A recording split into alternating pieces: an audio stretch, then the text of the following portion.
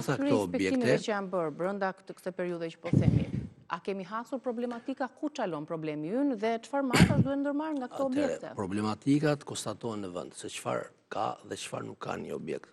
Në zbatim të aneni 38 të ligjit 152/2015, të gjitha personat fizik dhe juridik janë të detyruar të planifikojnë fonde financiare që në vënin shfrytëzim të objektit që ata kanë marrë për të ushtruar aktivitetin e tyre. Në këtë rast, kjo piknisja është që në licencimin që e bët një subjekti apo biznesi, i cili duhet i detajohet se çfarë aktiviteti duhet kryejë në bazë të aktivitetit, objektit që ai ka. I bëhet një projekt mbrojtjes kundra zjarrit me relacione përkatëse ku janë të përcaktuara në këtë relacion dhe në përcaktuar sistemi elektrik, sistemi mbrojtjes kundra zjarrit, i evakuimit, sistemi hidrik, sistemi automatik i shkuarës zjarrit, sistemi detektim sinjalizimit, po ku ky projekt hartohet nga një ekspert privat i licencuar, i cili ka dhe një deklaratë përgjegjësie për ato çfarë ai bën, dhe ky subjekt në zbatim të këtij projekti duhet të marrë dhe ta zbatojë me përpikmëri masat e mbrojtjes nga zjarri që i duhen sipas procesit që ky subjekt ka. Të gjitha këto inspektime në objektet ku janë konstatuar mangësia, inspektorët marrin masa administrative, siç e thash, dhe më përpara, por jo vetëm, shkohet deri në pezullimin dhe bllokimin e aktivitetit nëse ky objekt nuk plotëson këto kushte. Gjithmonë sipas procesit që ato.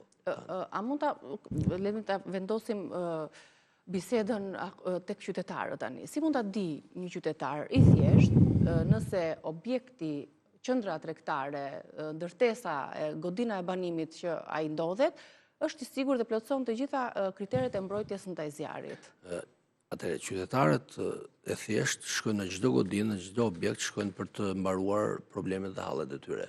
Subjekti i cili ka ngritur këtë biznes, ka të ngritura të gjithë strukturat, duke arritur deri tek grupet e vullnetare që janë të trajnuar, duhet të ketë të trajnuara për sa i përket masave të mbrojtjes kundra zjarrit dhe për të shërbyer të gjithë vizitorëve që janë qytetarëve që kanë ardhur në subjektin që ato po kryejnë aktivitetin. Pra, qytetarët normalisht informacionet i marrin nëpërmjet medjave, rrjeteve sociale, kjo që po bëjmë ne sot, nëpërmjet këtij emisioni, japim mesazhe sensibilizuese, broshurave që kanë dalë, ligjeve dhe akte nënligjore që ne sot aktualisht kemi në fuqi.